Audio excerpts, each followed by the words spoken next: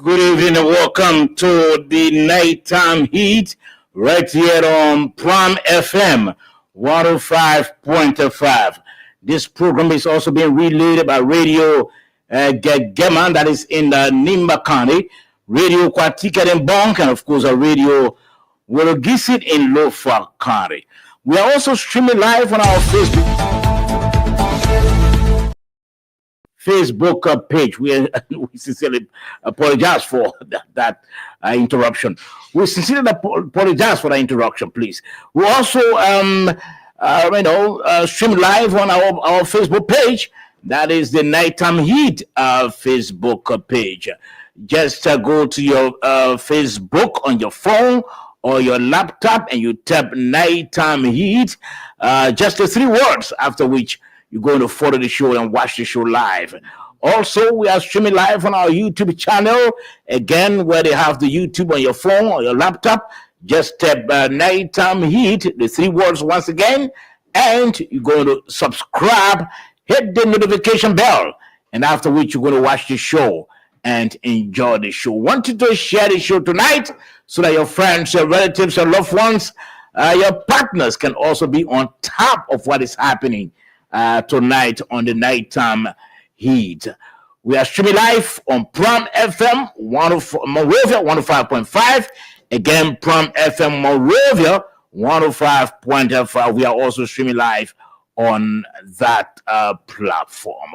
So we want to ask you to be glued to your radio, your phone, because it promises to be very, very rewarding tonight. Well, couple of things we'll be talking about. Let me just give you a heads up.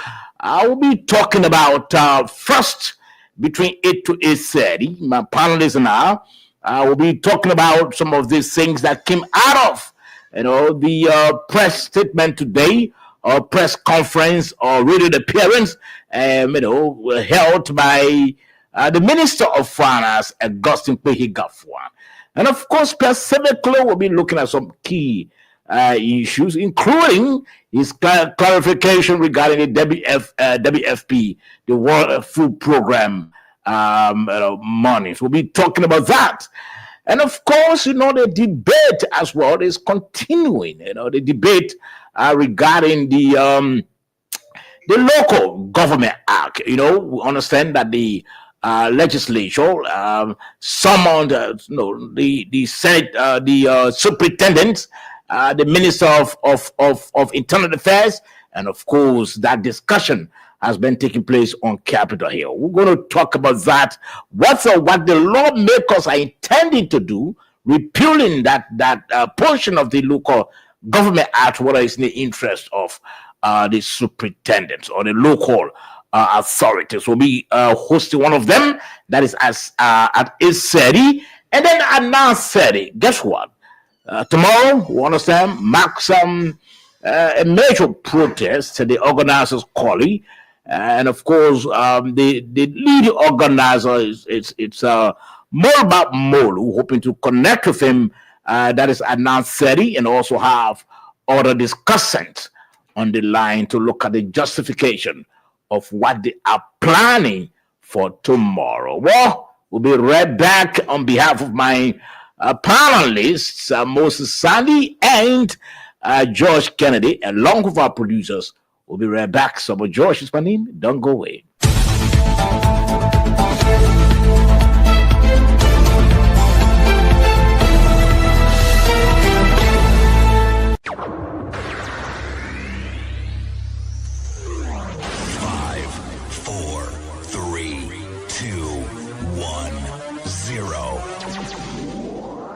Let's start.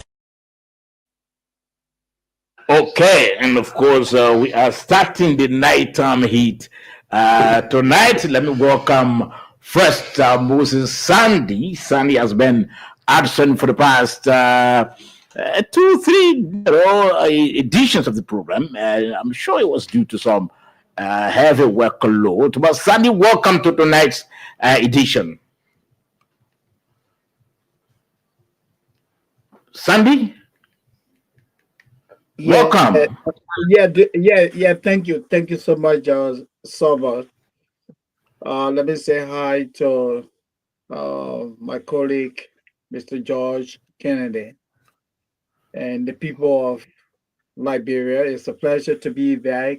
We got bills to pay, right? So when the Mhm. workload gets crazy, you have to honor that. You can't afford to be out of work.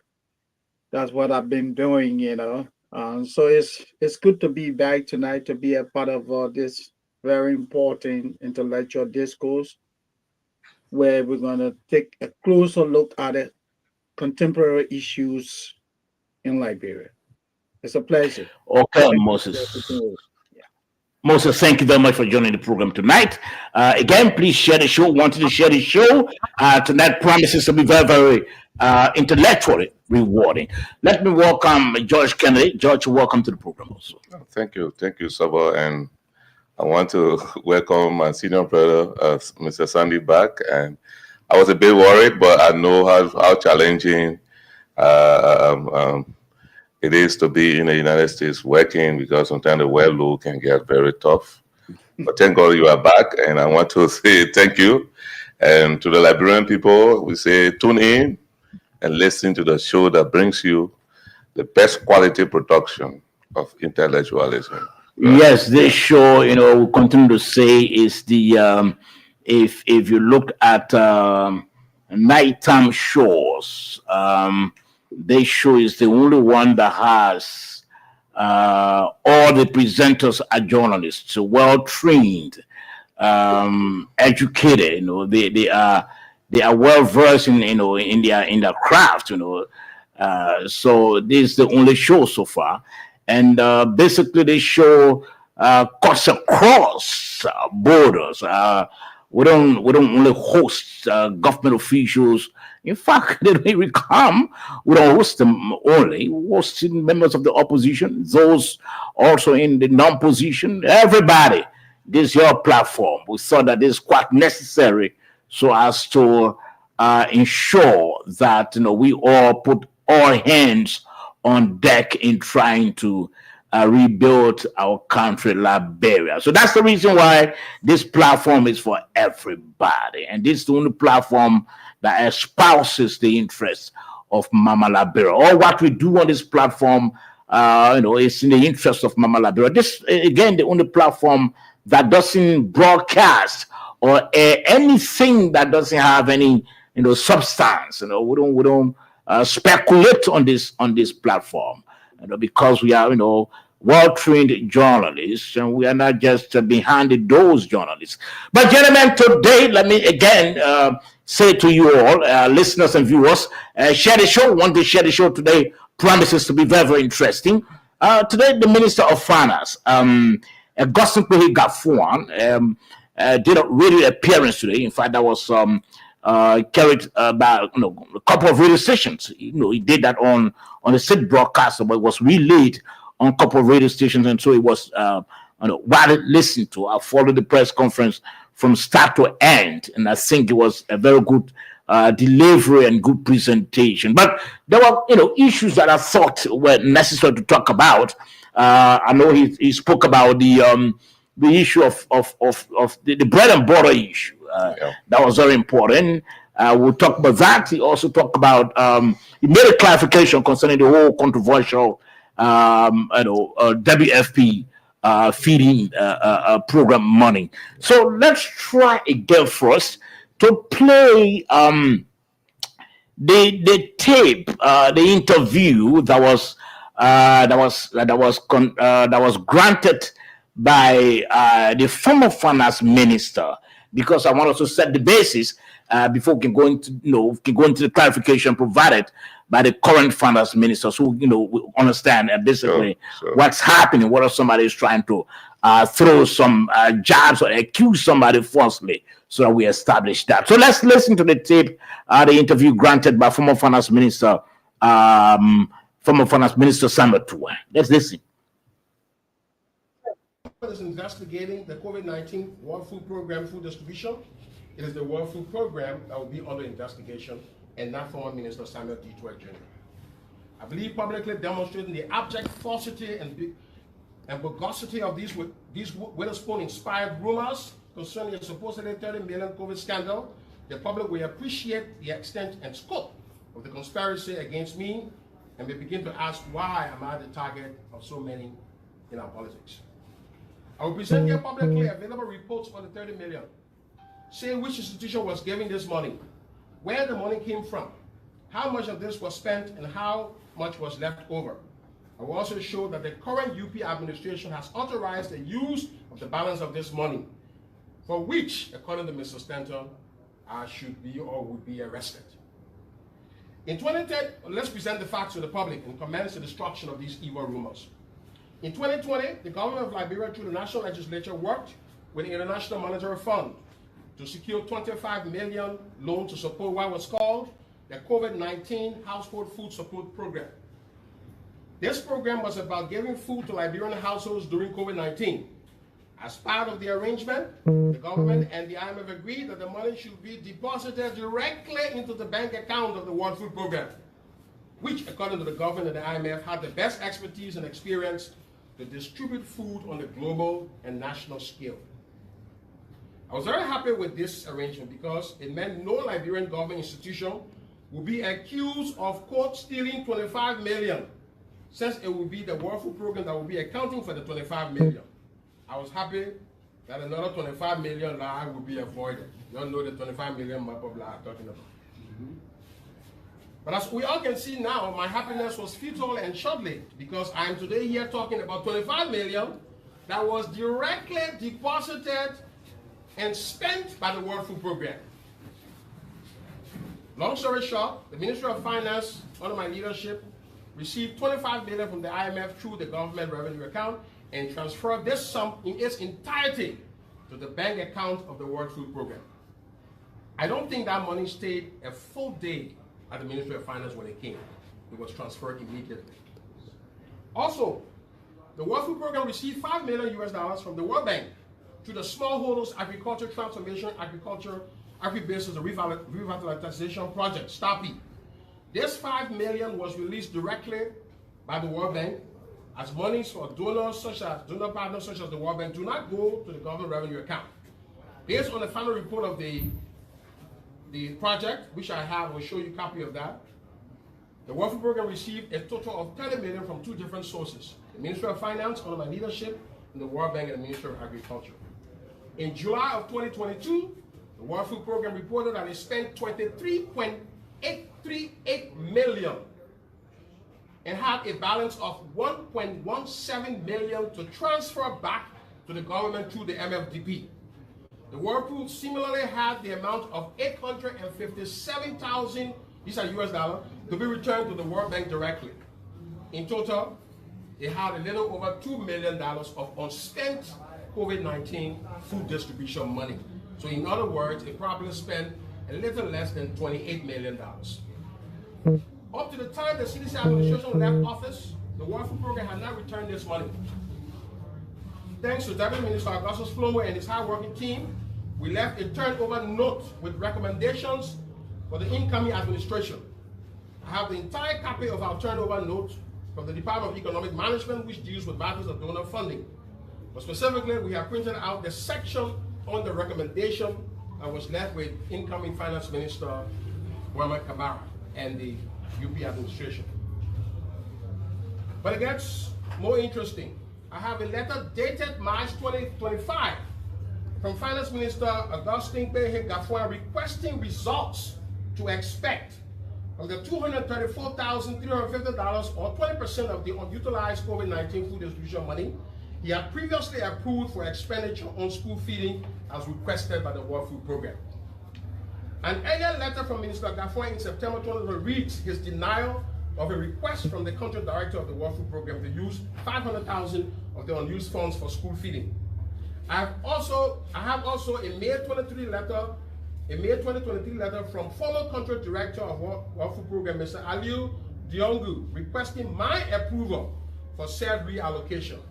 Mr. Aliu personally visited me, and I told him then I was not in the position to grant such an approval. We had a good conversation.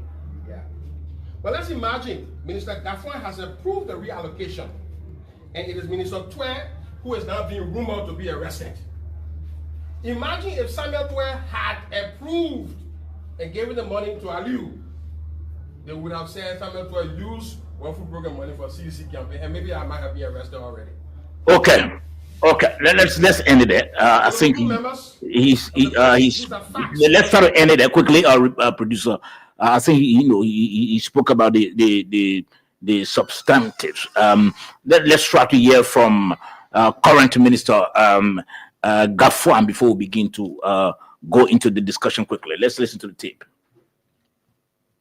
So I tried not to get in all kinds of distracting battles because my focus is on the very things you were saying. My focus is on a bread and butter issue. My focus is to expand the economy. My focus is to make sure that people have jobs. My focus is to engage partners. So I have a Premier League focus. No one will put me in a third division. COVID-19. You all remember that former President Weah set up a COVID-19 steering committee chaired by Professor Tappet, Minister of Commerce. Who were the members of that committee? I think the Minister of Health, the Minister of State, the Minister of Finance was a member, and they had other members. 25 million of the money that was gotten from the IMF was given to WFP to implement this COVID-19 food distribution program. At the end of the day, the WFP, all of them, the COVID-19 committee, steering committee, reported that some money, in terms of the distribution across the country, they had, I think, a 1.1 million remaining. And they agreed. Listen to this. The steering committee that Mr. Tue was a member of agreed that the money be directed to something called the Homegrown School Feeding Program. Is that documented? It's documented. Do you have the documentation? Yes. That committee agreed. And let me say this. I didn't come to the Ministry of Finance with this sense of being, I didn't come with a party perspective. I came with a national perspective. So I wouldn't look out of fire something that is done by the CDC government that was appropriate and take this default position once the CDC. No. Meaning you saw that as a good idea. It was a good idea to target the homegrown school feeding program. Mm-hmm. The money came for food. The money, the 25 million the IMF sent to the government was for food. They were not diverting the money. They were using the money for food. Food on whom? Children, targeting the children of this country. Mr. Tue was part of that committee. I inherited that decision. The WFP came to follow up with my predecessor, Boyma Kamara, but that didn't get consummated until he left. They came to follow up. When I reviewed the decision taken by Tue and others, I said that was a good decision.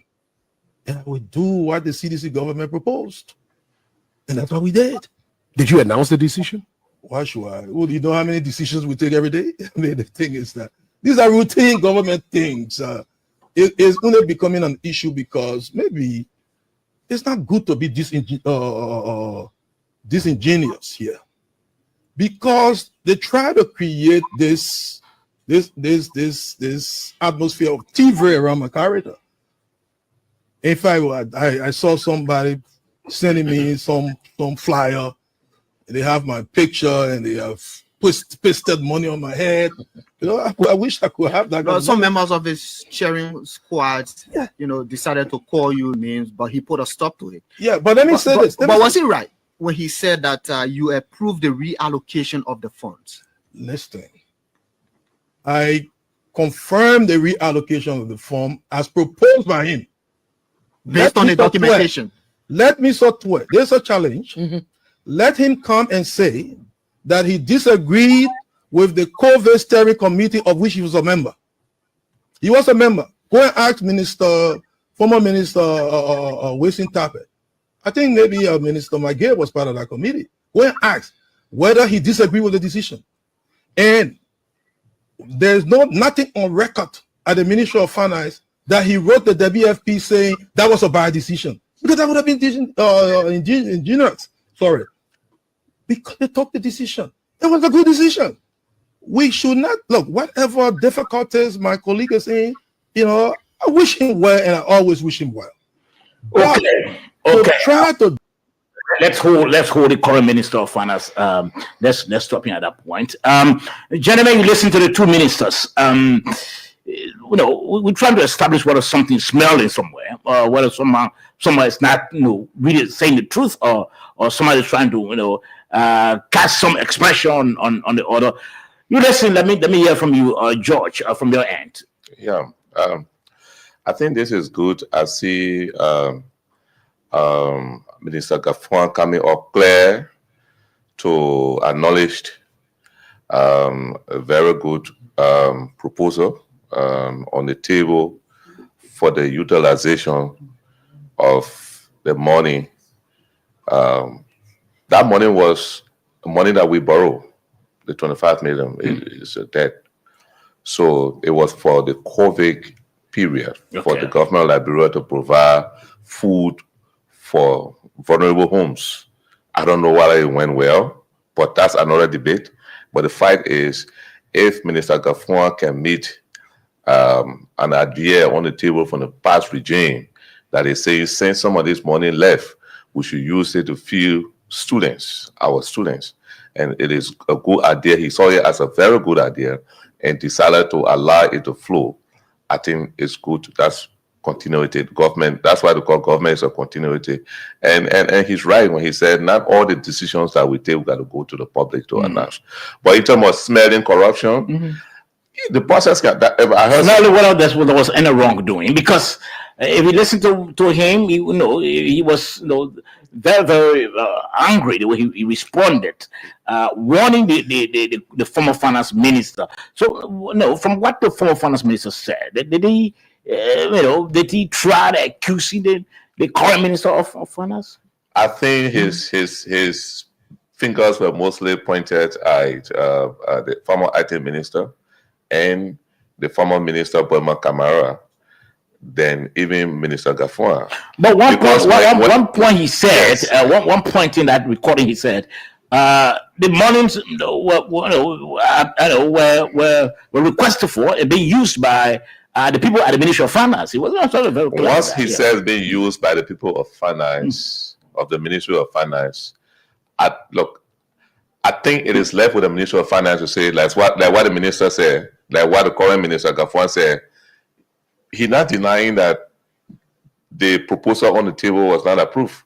Yes, it's being used, but used for the same purpose for which you proposed and left on the table. But again, okay. Let me come to Moses. Moses, if you listen to the former Minister of Finance, he said he was blunt. He said the money, the balance money was requested for by the current Minister of Finance. But in reaction, the current Minister of Finance said, no, we didn't request. We confirmed what he had earlier, requested. What did you read from there, Moses? Is there anyone trying to accuse the other? Do you see anything smelling, something unquestionable? Well, from my end, I won't say that somebody is saying truth or is not saying the truth. What I see is a conflict. We have two contradictory statements. Okay. The former Minister of Finance said that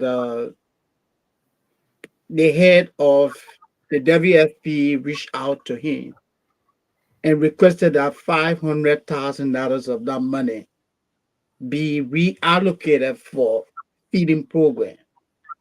And according to Tued, he said no. He refused to do that. Mhm. And he said he has a letter in his possession, dated March, I think March the 3rd, 2025. In that letter, according to him, Minister Gafuan, actually tried to reallocate or gave directive for the reallocation of $500,000 of that money. So you have two persons here. One is saying that, hey, I refused. I said no. And at the same time, he's saying here, Gafuan says, yes, let's allocate $500,000. So you see the conflict right there. And then you have Minister Gafuan, he comes to say, well, look, whatever that I did as Minister of Finance was reportedly predicated on the decision that was reached by the steering committee, which former Minister Tuel was a part of. The steering committee set up for COVID-19, the feeding program. So he said a decision was taken by the committee, which Minister Tuel allegedly agreed that a portion of that money be reallocated for the feeding program. So now, how do we resolve this problem? The only way the problem can be resolved, WFP has to come to speak to this issue. Is it true that former Minister Tuel and the steering committee ever gave a go-ahead, or did they ever reach a consensus as to whether $500,000 of this money be used or be reallocated for the feeding program? Or is said that Minister Tuel is lying? Is it true? Do you have record to show that yes, Minister Tuel and the steering committee gave the go-ahead? Or is it that Minister Gafuan is lying? So we have this conflict right now. I would not say, well, this person is saying the truth and this other person is not saying the truth, because you have contradictory statements coming from both individuals. Gafuan is clearly telling the people of Liberia that yes, it is true that Minister Tuel and the steering committee gave the go-ahead for the reallocation of the money, and all he did was what? To confirm the reallocation. And Tuel is saying that the opposite. Tuel said no, he didn't do that. He rejected the request. That's how I see it. We have a conflict. So in the midst of that, only the WFP can come up now to clarify as to who requested the reallocation, who did reaffirm or confirm the reallocation, who did request it, or who did confirm it. So the WHO needs to come up now but two things I see also. When you listen to the current Minister of Finance, he spoke very well. And the reason why I say he spoke well, he didn't go to that job with that partisan mentality. Yeah. That, because it's from the CDC, so I'll just dismiss it and say, no, this is wrong. No, he looked at it, reviewed it, and he emphasized the importance of what the steering committee did at the time. He said that was a good decision. He didn't, dismiss it outrighty. He emphasized that it was a good decision. And so he stood by that good decision. But the only thing he said he did also, he didn't request. He confirmed. But according to the forum, but if you listen to Tuel outrightly said that the money is being used by the current folks at the Ministry of Finance. That means he said that very bluntly on the tape. So it's like trying to throw jabs or trying to accuse the current folks at the Ministry of Finance, which I think he was too fast to have said that. And if you listen to the current Minister of Finance today, he said, well, since June said that money's been placed into the consolidated account. And so for 12 to have come up to say the money's being used by the current folks at the Ministry of Finance, I think that was too hasty to have said that. Yeah, so the problem is, you see, 12 was reacting to, former Minister 12 was reacting to some reports on Spoon regarding him being audited or arrested for that money. So in my mind, what he tried to do is to justify that he didn't do anything, and that's the reason why, in fact, the current government, the current minister is authorizing or is using the same money. So he tried to play around that he didn't corrupt. The process was not corrupt. But by coming up to say that, that money is being, I heard the Minister of Finance, the current Minister of Finance, when he said it went through the escrow account of the government. And what they were using at the time went through the same process, but he said no, it went to WFP's account. For someone to think that even WFP cannot be audited under this process, the person is making an error, because the money is Liberia's money. Liberia can audit the entire process, including our entire COVID-19 team, to make sure that, to see as well as the money was used for its internal purpose. Okay, so Moses, do you want to come in? So just take a few calls before we can allow our guests to join us. Yeah, quickly, let me just say this. You see, there are too many contradictions.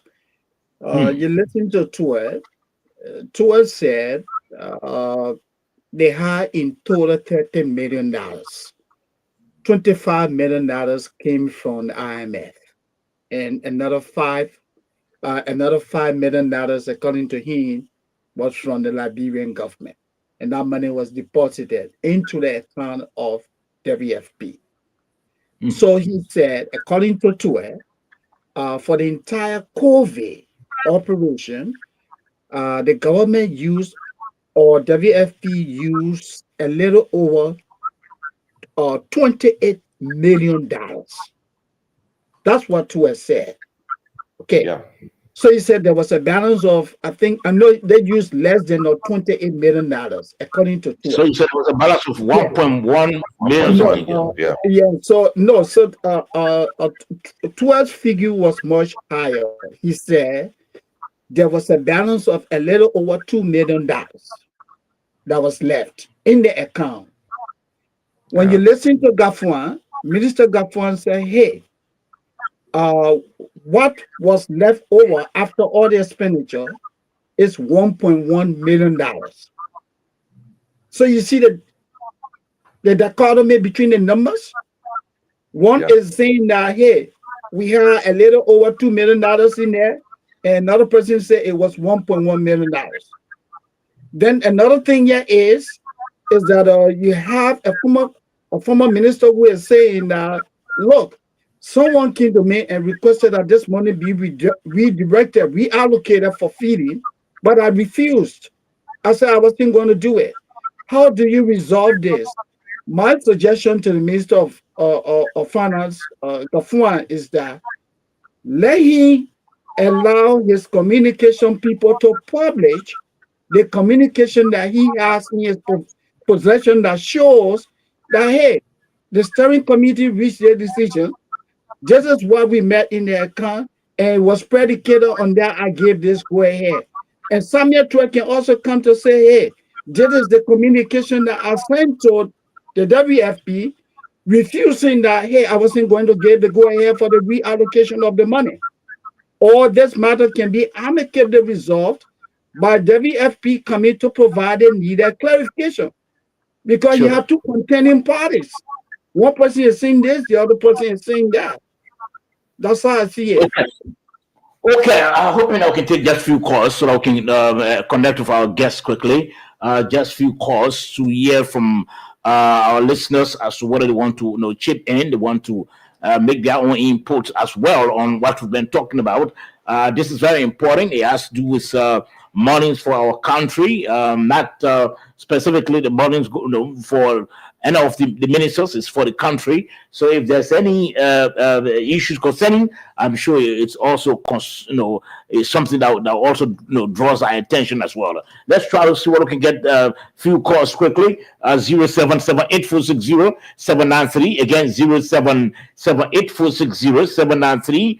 That's the number to call, and you are live on the Nighttime Heat, or better still, 0886-540-987. Again, 0886-540-987. Want to share the show? Kindly share the show. Want your friends, your relatives, your loved ones to also follow what's happening tonight. Kindly share the show. You can just step on your Facebook page, The Nighttime Heat, or your YouTube channel, The Nighttime Heat, or you can also go on Prom FM Monrovia 105.5, and of course, you're going to follow on what's happening here on the Nighttime Heat. Again, you can put your calls quickly, 0778-460-793, because we don't have much time. We need to connect with our guests quickly. Our guests is waiting.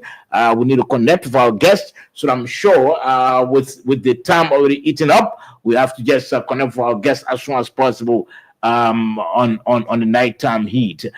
Gentlemen, this whole issue again, for us to understand what had happened behind the scenes, it means that the the WFP, the World Food Program, would have to come up to clarify more of what had happened behind the scenes to us, as to who first requested, who reallocation, who did confirm. We need to know all of that. Yes, in fact, the committee report, the Ministry of Finance can still publish it. It should be a public document. The steering committee report that the minister is quoting from, I think the ministry can still publish it, because he said they have the documents. He saw the documents, he read it. That's how he begins so enthused by it, and so he decided to hide because he felt that it was a good idea. Okay. So So let's try. We're trying to connect with our guests quickly. Yes. Yeah, right, George. No, I was saying that George is right.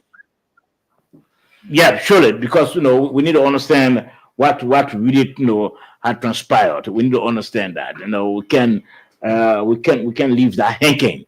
It can be hanging the balance. We need to understand what had transpired. We're supposed to be playing host to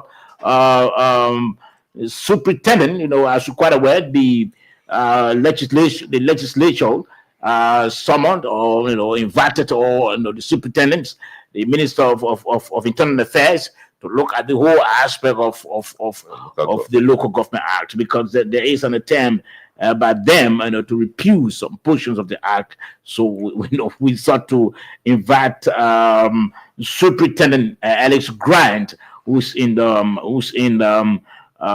Grand Judea County. He's been part of the entire discussion as well. So we try to invite him. We're hoping that we can get him as soon as possible to speak with to get Superintendent Grant on the program. We sent him the link already, so we are expecting that the Super join us any moment from now. We are hoping that he will join us any moment from now. 8:40. That's the number. That's the time in Monrovia. 8:40. So again, that's the issue. We're also at 9:30. We'll be getting trying to connect with stand of Molba Mol. They are planning this major protest. We understand.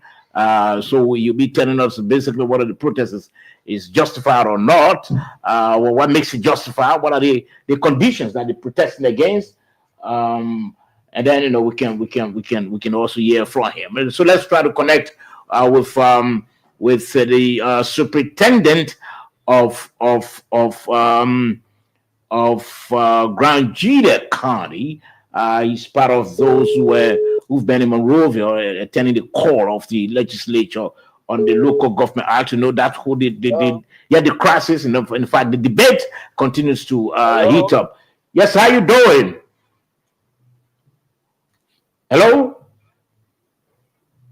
Hello? Yes, sir. You getting me now? Oh, it seems that Soup is finding it difficult. Again, we're trying to connect with him. It seems he's finding it difficult to connect with us on the program. I hope it's on the internet. We're trying to connect with him once again. Soup, welcome to the program. Hello.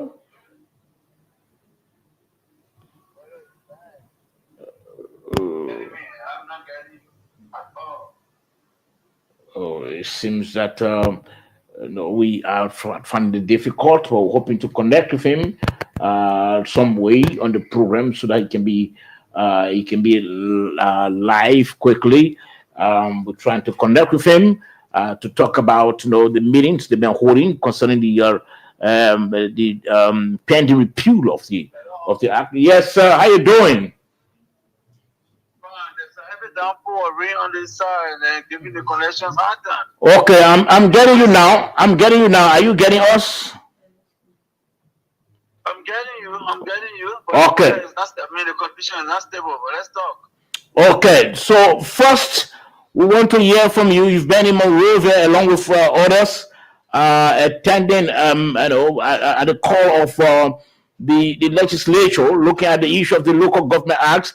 We understand that there is an attempt to have it repealed. First we want to know from you whether it will be to the advantage of the local authorities or not. Thank you, George, and thanks to all listeners. Good evening to everyone. The word that the law is ban authority also is not an issue, but I think it's what is to the advantage of the country. Okay, so the country is above all of us, and then let me not mistake, the Senate did not call us to stay pushing for repealing of the law. They were just suggestions brought forth by some lawmakers, but then on the overall, it was clarified that it is better to work with the law. In fact, the law has just been tested. So we are looking at some of the pros and the cons and to see how, if it is possible or necessary to make some adjustments, but not to repeal. No more is against decentralization, but how to manage it so that it works to the advantage of the country. That's the issue. So it's not about repealing the law. And if it is even the issue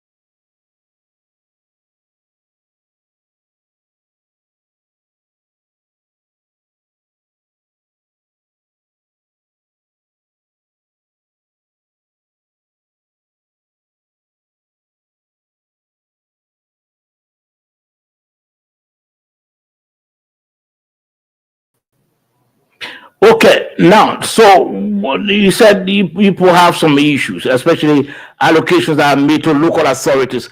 Is it that people don't have free hands in trying to use whatever being allocated? Well, the senators were clear about what they wanted, and the program was also clear. Or in our own words, we call you the superintendents so that it wastes what people are thinking. Because what you should know, like the county council are direct representatives of the legislature. So how are they working on their power to allocate and approve budget at the local level? Whether they are working on these budgets to their own advantage or they need to serve the people. Those are clarity that needed. Now you said you people don't have problem with any repeal, but as you speak, there are attempts by some members of the lower house to push for that. Again, if that is done, then let me put it this way blunt. Let me put it bluntly to you: if that is done, would it be in the interest of the local authorities or not?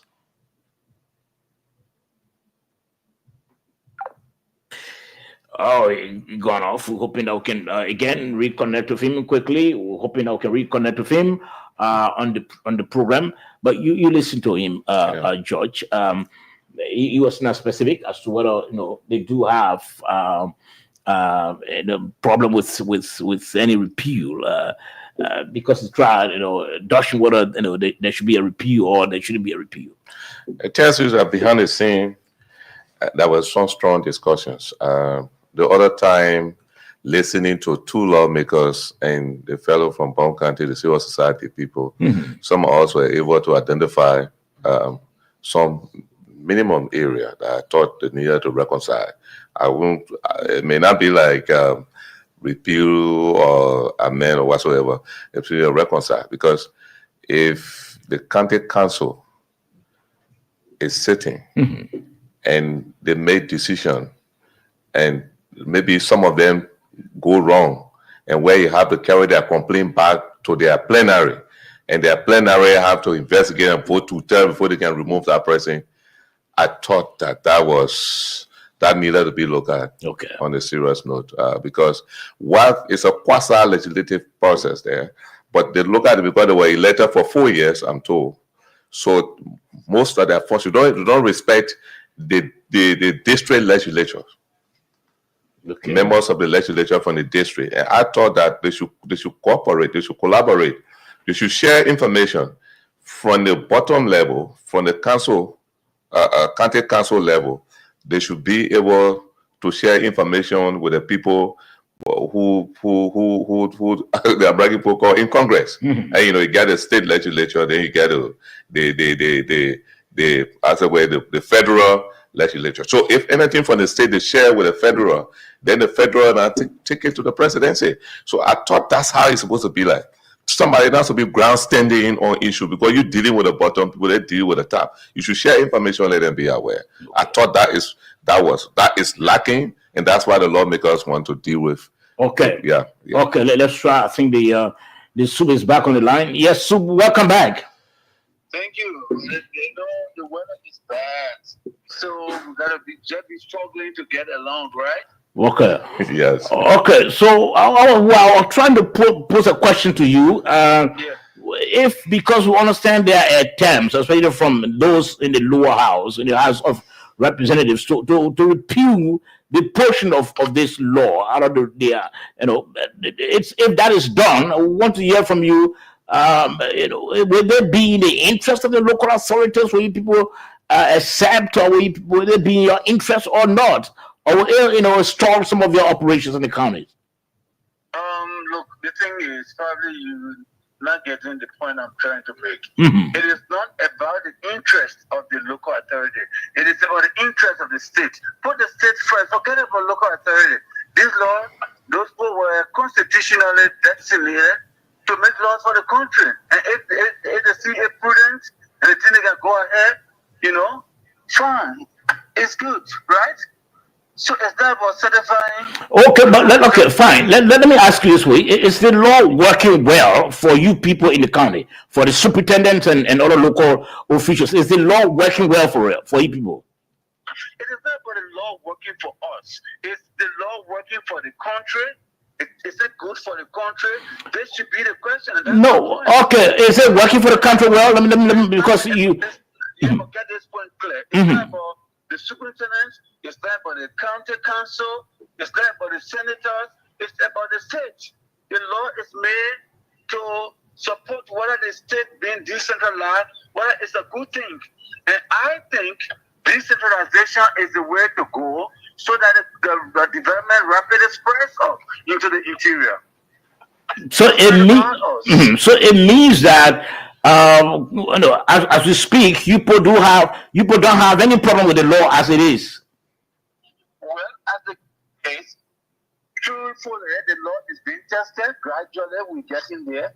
The first batch of county council members who are there, to air is important for so definitely, if you look at it, it's like everyone is in a learning curve, especially so. The law was passed in 2018, and then you found out that the practical implementation of the law started around 2021, 2022.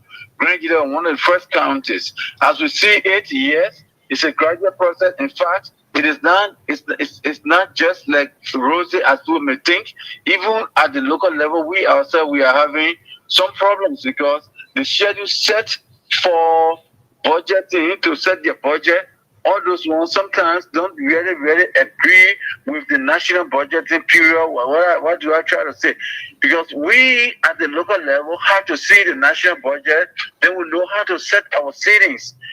However, we are all adjusting. We've gone through some trainings, and those training we're trying to look at the applicability and the acts improvement. All of these things are still like with learning curve. That's what the senator said. If we had just come out to say, in fact, go and then conduct audits, we found out that a lot of you guys will be in error because the application of the law somehow now is not being understood.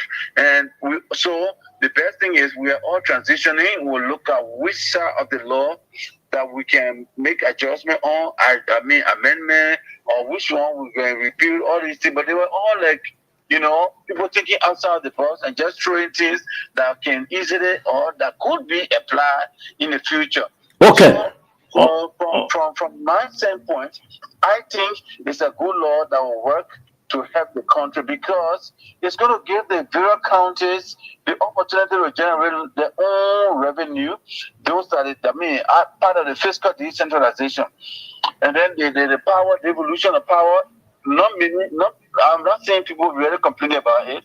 The aspect of the decentralization that is probably people see that has some little faults or the oversight or monitoring aspects that have some problems is the fiscal decentralization, which is chapter 4 of the local government. But we will get there, Let me come in this. Let me come in with this before my colleagues can come.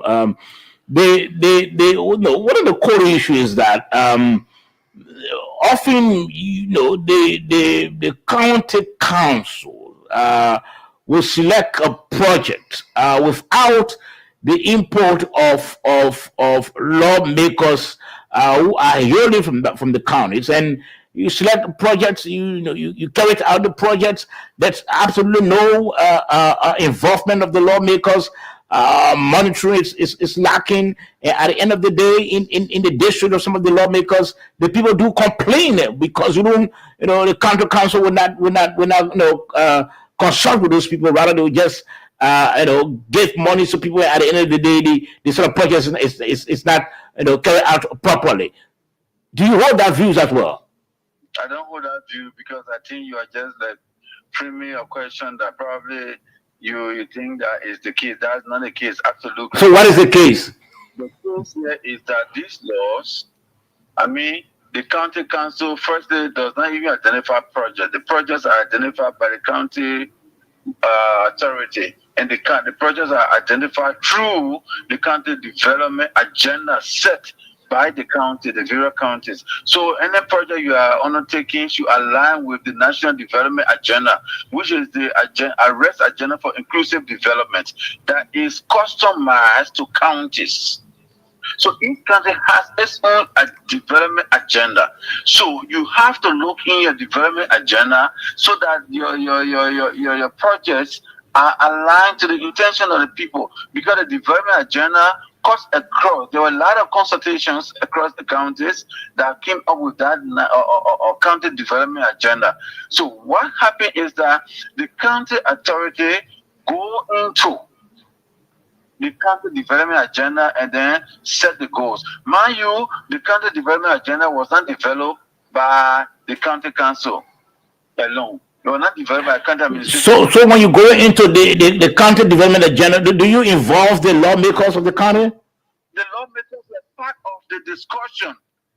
to the formation of the county development agenda. So whatever that is captured in there, they have their input. You understand from that point? Mhm. It's a document produced across the aisle. The legislature, even at some points, we have the people from the judicial, everyone participated in the formulation of this county development agenda. So if you extract a project from there, it's a representation of the entire people in the county. But do you agree that there are many instances where projects are earmarked, and at the end of the day, those projects are not carried out, monies lent into the hands of civil society groupings? Are you aware of that? You are thinking about the past. It is not like that today. Okay. The serious government. This is responsible government. Okay, so let my colleague George Kennedy come in quickly. Good evening, sir. Good evening, Mr. Kennedy. This is Superintendent Alex Chester. The man knows. The man knows. Please, the man knows. So you don't have to, Chief. You don't have to introduce yourself. You said there were problems with in terms of timing between the national budget preparation and that of the council budget preparation. Yeah, there Yes. was. Yeah. What are you people doing to adjust your time to ensure that it aligns with the national budget preparation? Yes, that's how the law made. So the difficulty we were having as county administrators, we didn't want to formulate budgets and then cast or project amounts probably that the national budget doesn't capture. You understand? So we somehow will come in a little bit late after the budget part, and you know what is in the budget, and you curve your budget. But the law says you should prepare your budget and submit it to the responsible ministry, like our ministry. In the case, we submit our report through the Ministry of Internal Affairs, and then we submit it to the ministry, and the ministry compile it and put it, insert it into the national budget figures that we have, and then if they are approved, then you implement along that line. But if you are selecting projects, the project should be selected from the county development agenda. Okay. So does it mean that during the preparation of the budget for each, let's say for example, you're tackling a district, so does the county council get some of the lawmakers involved to share ideas, not to be full players, but just to share ideas on what to put up? Well, I think you guys have to understand the process. The problem here now is you guys' understanding of how the process works, and I think I can provide some education in this direction. Please do. To you, the county development agenda is a result of cross-cutting sectional discussion, focus group discussions that involved. The time we put it together, the senator, then the representative, all of them were inside. Let me put it this way. Probably then you capture the point. Then whatever that is in our county development agenda is a result of what we all agree that people are living in the county, that they want one for development, yes. So if you are extracting these things, it means you are taking the opinion of everybody, the thing everybody agree on, that what you put in there. That's the point we put in there, that's the point we're saying. So if you take it from the CDA, it means everybody involved. Because all of us suggested the time we're formulating this thing here. With the Ministry of Finance and Development Planning. Okay? Because they are responsible for national for planning national development. And then Section 5 of the Local Government Act, Chapter 5, also speaks on how we should go about formulating these projects. Everything is spread out there from the district level, everything. And we did all that were accumulated into the county development agenda. So when we're using it, it means what everybody says. It's like the Constitution of Liberia will all have referendum and agree. So anything that in our Constitution, that all of us put it there. So, Superintendent Grant, if the law is working well, like you've claimed, why do you think the senators or some members of the House of Representatives will be having issue with the law? Yes, that's what I'm saying. The law is being implemented, it's being practicalized, and then when you practicalizing these things, there'll be some steps along the way. If you follow the hearing yesterday, you find out that it's true.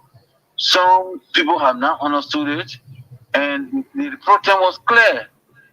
Apart from that, the minister was clear. If you listen to even Senator Amara Corner, he was clear on the issue. If you listen to Senator Jala from Lofa, he was also clear. And most of the senators grab the concept. Sometimes they are saying, submit your quarterly report so we know what the project that you put inside there. And that the minister has agreed, we all agreed, the quarterly reports we are sending, we should share with them. But why were you not sharing it with them initially?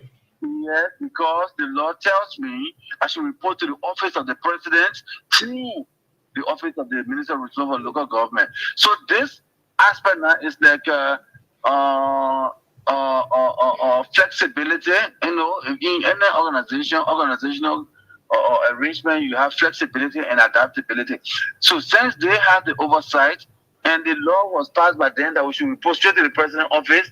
Now, if they say, okay, what is the case? Don't just submit to the president when you send it to the president's office. Share information with us just to be informed. That is it.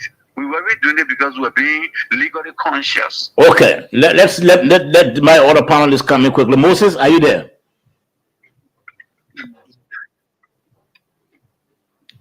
Moses? Okay, yes, Yeah. I'm here. You hear me, right, Sava? Yeah, you have to be audible so that our guest can hear you. Okay. Do you hear me now? Are you hearing? Yes, me? I'm sure. Okay. So within a grant, you hearing him, right? Superintendent is getting you loud and clear. Okay. Yes. Okay. Go ahead, Mo. Look, I honestly, Sava, I just want to make a comment. And look, what I see, the whole debate about the amendment of the local government act, you know, the amendment which most of our lawmakers, I may be wrong.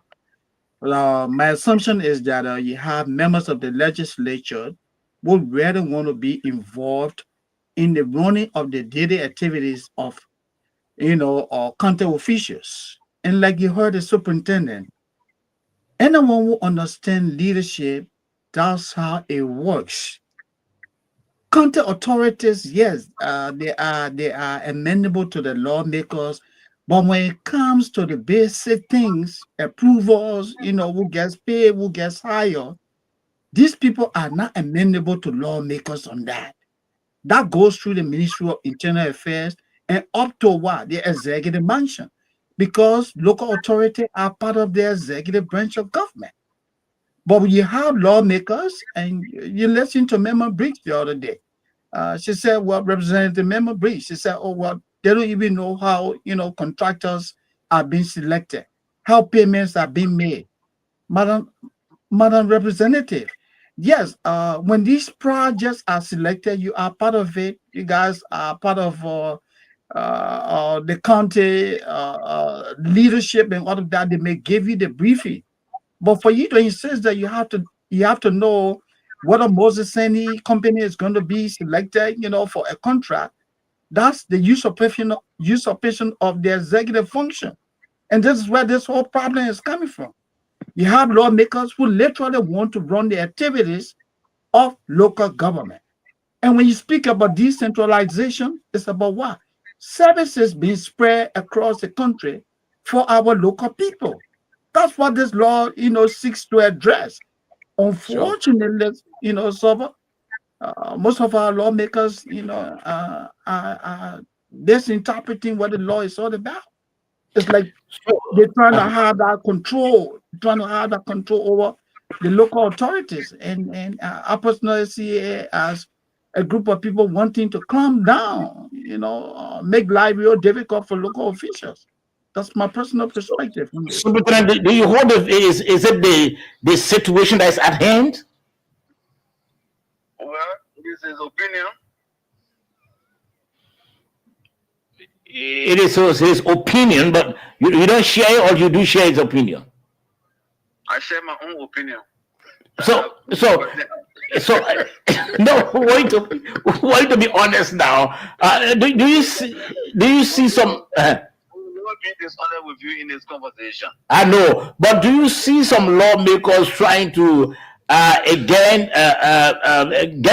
force themselves to get involved with the operation of the country authorities or the local authorities? Is it what the situation is? Because if you listen to some of them, they are, like Macaulay said, they've been complaining about some of the projects that county council will select, for the districts. And at the end of the day, the district will not see a project, or the project is not carried out properly. I don't think that's what your friend was saying. What was my friend saying that you don't share? I know. No, Honorable, that's what I meant. That's what I meant, Superintendent. That's what he meant. That's what he meant. Is that what you meant? Yeah, he said what he meant. Yeah. It is the opinion. That's what he has observed. So you could. I'm now observing with him what he observed. So I can't whether agree or disagree with him. You seem to be careful with your response or your comments here, because maybe you don't want to you don't want to face any sort of summon from any member of the Senate or the House of Representatives. That's not what I'm thinking. I'm just being honest from my point of view. I can only defend what I say. I can't defend what somebody says or thinks about the situation. No. So before we can transition, is the meeting over now with the senators, or are you county officials still in Monrovia to attend the meetings? Well, the senators told us we can go, especially for our superintendent. She was very clear. I mean, the Honorable Pro Tem of the Liberian Senate. We invited the superintendents to come and observe the interaction, especially with the county council and some members of the Senate, because the county council needs to understand that the Senate has oversight, because we are there to determine your remuneration, to set the city, what you get, and in the words of Senator Dopo. And so if we are doing these things, know directly that we have oversight. So probably if the county council were understanding that, but for all superintendents who know that the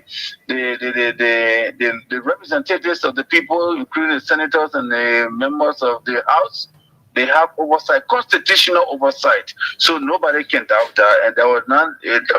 Probably they saw it some kind of way, but we understood it, and our minister was very emphatic. If we didn't understand it, a lot of us are still new people and trying to adjust to governance. So he was apologetic, and they accepted it in good faith. So as far as we're concerned, is that we were discharged, and there were no condition of we being discharged from plenary public hearing. So yes, no problem. They told us they will communicate some of the findings, but I cannot preempt what the findings are going to be. But I think it was a good section. It was very educative. It was interactive. And that's good. It's a way forward, because like I said in my intro, what we are fighting here is to see that the laws that we are making are in the best interest of the state. Okay. So you're saying to us finally that some of your colleagues, including you, apologize for the blunder in applying applying the laws in your respective counties. That's in your words. No, I'm just trying to pick from what you said. No, I didn't mention blunder. So if you bring in blunder, then that's your own coloration of the word. So how do they misapply the law? I mean, it was just a general thing. If you felt that we missed it, we apologize, because it's a new law and that we are testing it. So why were you superintendents apologize for something that you didn't do wrong? My friend, if the Senate felt that way, and we're not good at to be defensive, we did go for argumentation. We only went so that we listen to the issues that the senators are raising. Yeah, some of the issues that people raised were genuine, and so many of you didn't do it as the senators expected you to do. So you apologize. Yeah, it was a learning situation, information sharing section on the overall. Okay. Now, before let's try to transition, Superintendent Grant. Just recently, the issue of your kinsman, former President Samuel Doe was body or corpse was reburied symbolically, let me put it that way, Let me ask, although we talk about some of the controversies that that occurred, but what sort of impression did that leave on the minds of Grangidians when the president went there? Internal memories of service to the state, internal memories of gratitude of the president to the president of the Republic of Liberia, His Excellency Joseph Numa Boakai, for being so human, for being so far-sighted, and contributing to national healing and the national reconciliation process. To even give our son a dignified reburial is an outstanding and memorable occasion that will last for eternity. So the people of Grand Judea take this very, very important and it's something that they'll never forget about. That's what I try to say. When we talk about internal memory, it means it's something that we'll not forget, that will pass on from generation to generation. In that manner. But prior to the gesture by or the goodwill by the current president, former president went there with some donations. What really transpired that the donation of the former president was not well celebrated or accepted as people would have expected? I don't know what we were expecting. Equally, we weren't expecting anything from him. For me, as a candidate, I didn't see anything from him, so it was not strange to me. You sounding as if you didn't even recognize him when he went to the county. Did he go to the county? If he didn't go, but his donations, you sounding as if you don't recognize it at all. I didn't see it. If you didn't know anything, I didn't see it as the superintendent of the county. And all many Liberians that came presented their gifts to the superintendent, to the people, to the people through the office of the superintendent. Why didn't come to me? I cannot account for it. So because you didn't see it, so you don't recognize it. Why would I recognize why I didn't see it? How? So since that you didn't see it, but you heard about how you heard from the daughter of former President Samuel Doe that former president we had made his donations. Yet you are saying that it's not something recognizable to you. Well, you can choose the words you want to use. As far as I know, my men rejected those gifts and they were returned to CDC headquarters. Full stop. And you supported her in that. That was her feelings. She they say on Israel last they care that wears the crown. She was wearing the crown, not me. Yes, we know that Samuel Doe was one of us, but she was the head of the family designated, and he wanted to visit. He didn't come to visit me. So the person wanted to visit, say, I don't know where he brought. Who am I to go after it? No, so just bring us up to speed, Superintendent. That's your county. You're the vice ruler of the president there. Why the gesture of the president, the national healing of the president? Why the county? Why was it controversial in the county? Why all the controversies around that? Why are you saying? Which person are you speaking of reference? I'm making reference to the current president. And you are saying what? Say it again. Again, why all of the controversies that surround the reburial of your kinsman? Why? What happened was that the controversy from Grangidians. If I say Grangidian on the overall scale, it was just an internal family disagreement. So if you want to raise that to the profile of the county, well, you are at liberty to do it as you want to do it. Because the reason why I'm raising that to the profile of the county as superintendent, the reason why I'm raising that, there was symbolic burial of your kinsman, of the former president, that it was characterized by controversy. Again, it came to Monrovia, and there was this symbolic burial of William R. Talbot. There was no controversy. So why the controversy was just why yours was greeted by controversy? That's the question I'm asking. Did you follow it to the letter? Which letter are you making reference to? Did you follow the discussion, the controversy to the letter? I mean, to the point of conclusion. So you agree that there were controversy, right? I'm referencing. I'm using your words. In your words. Mhm. No, I mean, I'm asking you, do you agree that there were controversies in Grand Judah? The level that I supervised, Mm-hmm. there was unanimous excitement among the people. And we received the body, we treated it, gave it a due courtesy. We drove, I mean, in reality, we received the body 2 a.m. from Nima Street to Grand Judah. I was at the bridge, and I escorted the body to Toll Town.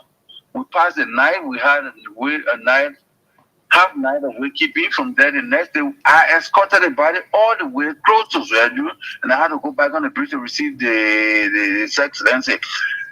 From that bridge to Zwerdu, there was, I mean, No. Yeah, Osoro?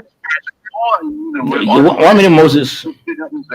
So if there was controversy, I don't know from which side, but it was being intra-family, was not external to any other family in Grand Judah County. So if they have this agreement in their family, which I think they have resolved, because after the burial, I haven't heard anything of this agreement again. So this is something that why I keep saying to you, it was internal. If you think there was controversy, it was internal. But as far as we are concerned, our former president, our brother, our son, our father have been reburied with dignity, dignified reburial have been given to him. He's been buried alongside his wife. His remains were taken to Grand Judah and buried alongside his wife, where we are using that as a memorial site. And it's also going to be one of our tourism sites in Grand Judah when people come. And those are things we are looking at. We are raising the profile of those things that will bring honor and glory to Grand Judah County, and not those little distractions that probably other detractors will try to project. So we are not going in that direction much. Okay. I am concentrating on what we can do to promote the image of Grand Judah County. Okay. And then we also appreciate you joining us to project the good things of Grand Judah and forgetting those negativity, side distraction, George. Okay. So let's take question from Moses Sandy quickly. Yeah, George, I just want the superintendent to know that we don't want him to be academic yet. It's a fact, and the superintendent honestly can agree that he's being academic. Is the reburial of the remains of, or the symbolic burial of the remains of the late president, his wife. There was just a lot of distraction. Grand Judeans were divided. You saw what happened in Zwerdu. You saw what happened in Tucson. The internal rivalry. And the superintendent comes there, you try to be academic here with us. Look, so we're all courtesy, to you. I think you are not being too forthcoming with the truth. There was controversy. We know it was a family problem, but we can agree that Grand Judeans were divided. Don't you agree? Well, anyway, the people you're talking about, they're all Grand Judeans. So if you say in that manner, I'll say yes. But it was not something that came from a different family to intrude into the affairs of the two families. So that's what I'm saying. If you're thinking that it's academic, well, that's your perception. Maybe you want me to be political, but I'm not a politician on this case. I'm speaking strictly from what I see. Unless otherwise you have some interpretation, but I know if you say Grand Judeans were divided, or the two family, they are Grand Judeans. So if they have issue in general last year as Grand Judeans, okay. But like I said, I'm not going to raise the profile of little things that tend to divide or that is not embraced as a general issue in the country. Every Grand Judean outside the Doe family were in one accord. If it is cousins, two cousins having a misunderstanding, we're not going to raise that kind of profile above the generality of the people. So if you see that as being academical or being mean, which I don't know why you say I'm not being truthful, I'm presenting the facts to you. If you have your own side you want to believe, you are at liberty to believe it. But this is a general situation. Because if it was if it was a situation like people from Kunabo district are opposing people from or let's say Kabbalah district are opposing people from or Chen district, I would say Nigerians are divided. But if it's an internal problem within the family and you want to generalize it for Nigerians, I will tell you no. It is not a generalized problem. It was, within the same family, that even at that, the president got involved immediately after the reburial. He drove to Tucson after Mommy and her siblings were in Zredru, and then the president drove to Tucson to meet the elders and the other members that were there. I don't see that as something dividing Nigerians. But again, you are journalists. If you want to sell the story, you are free. What story the man got to sell? The man got no story to sell. What we do now, you are selling a story. Before you also to the radio, listening to the superintendent of Grand Julia County. Look at that. Okay, so I'm trying to tell you that I'm not being academical. I'm just being factual about the situation that prevailed in Grand Julia. Okay, so finally, okay, yes. So Superintendent, George Kennedy wants to ask quickly. Yes, Kennedy, go ahead. probably while on your way to Monrovia, you drove along the road. You drove on the road from Zredru to Monrovia. Yeah. Honestly, you started using the word honest.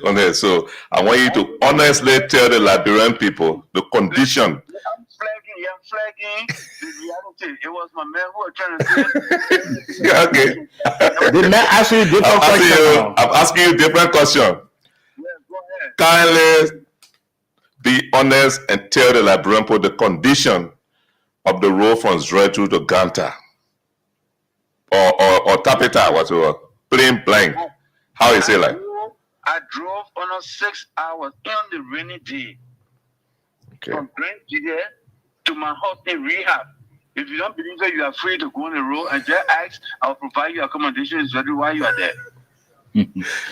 Okay, so finally, Sue, before we take leave of you, again, the question I started with was the impression that the president left on the minds of the people of Grand Julia County, by his healing effort, healing the wounds effort.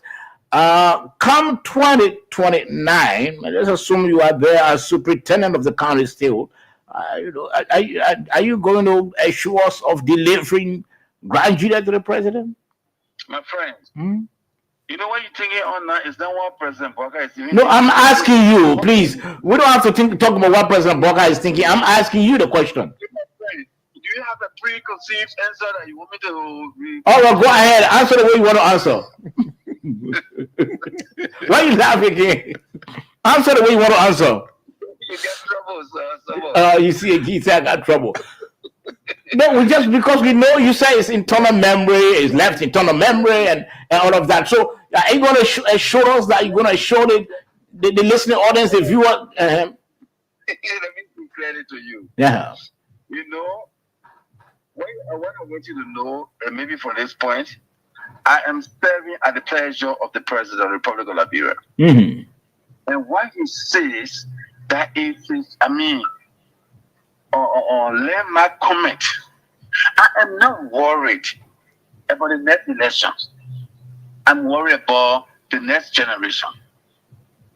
With this extraordinary performance, you still want to question what the future holds?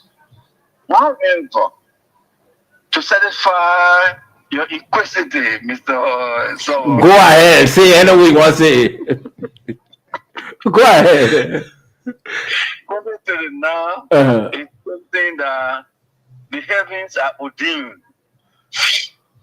Okay? The heavens are ordained. That's not something to discuss. Grand Julia County, with the presence of the superintendent of Grand Julia County and his coordinated effort, powered by his connection with his people, you're going to see a bomb.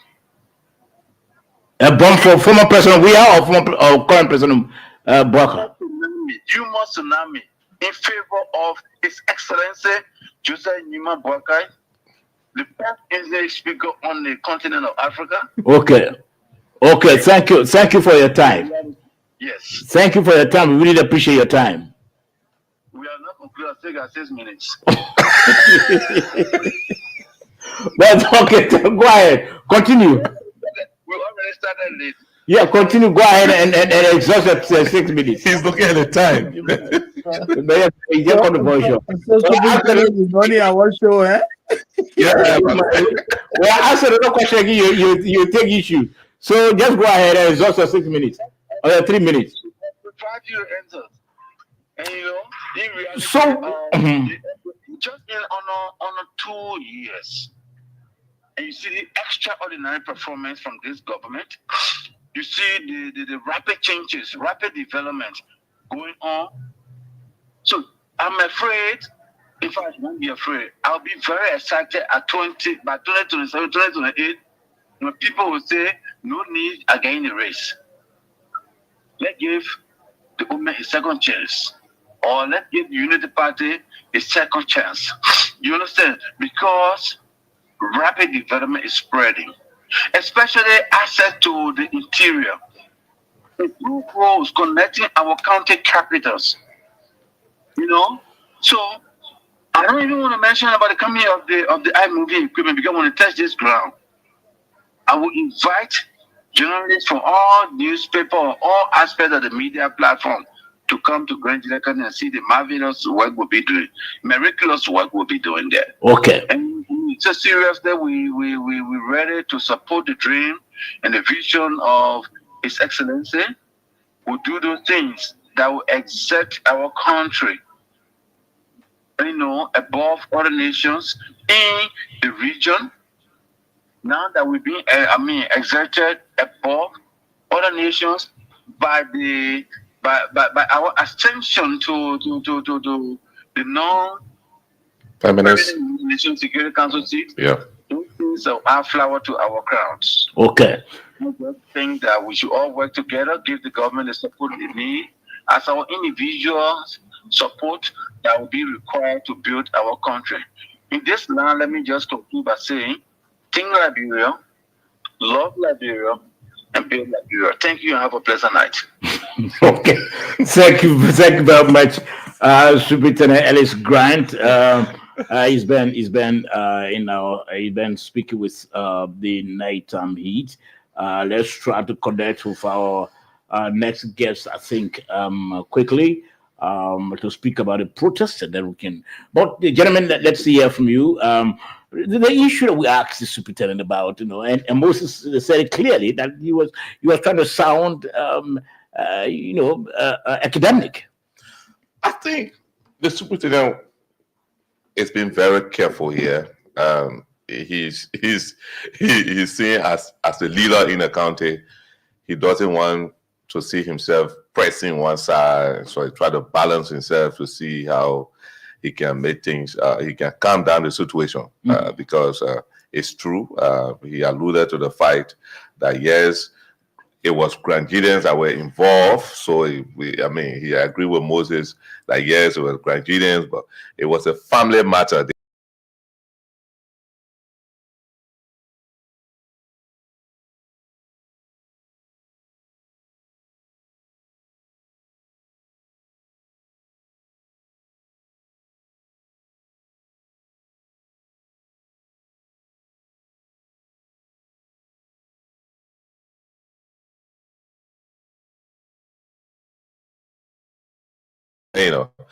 That issue, you were the leader of the country.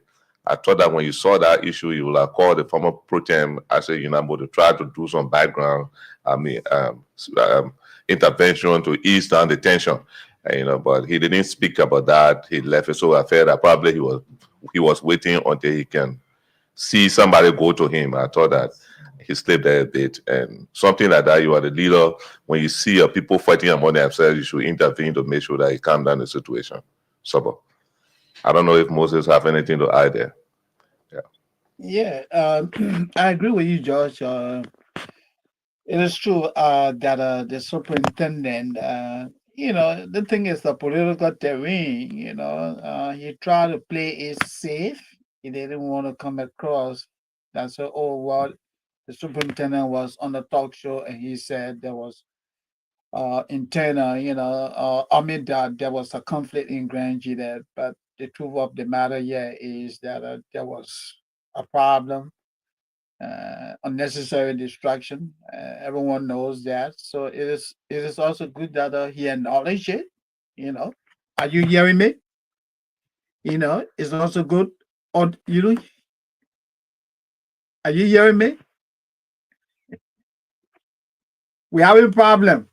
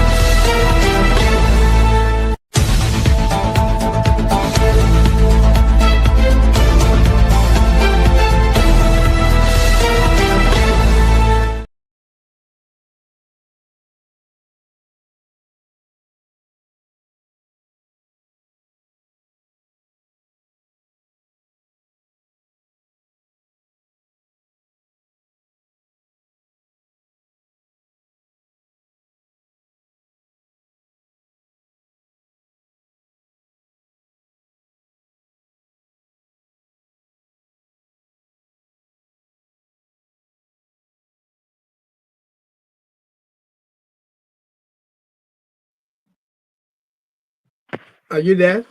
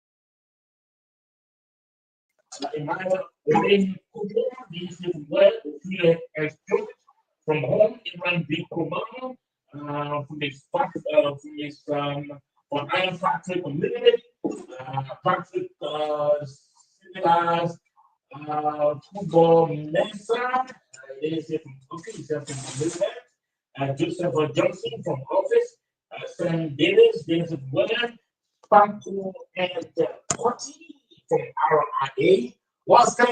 Thank all of you for watching. I'm hoping that you follow the game on Friday. We'll be here for another meeting. Until then, so George is my name. Thank you for listening.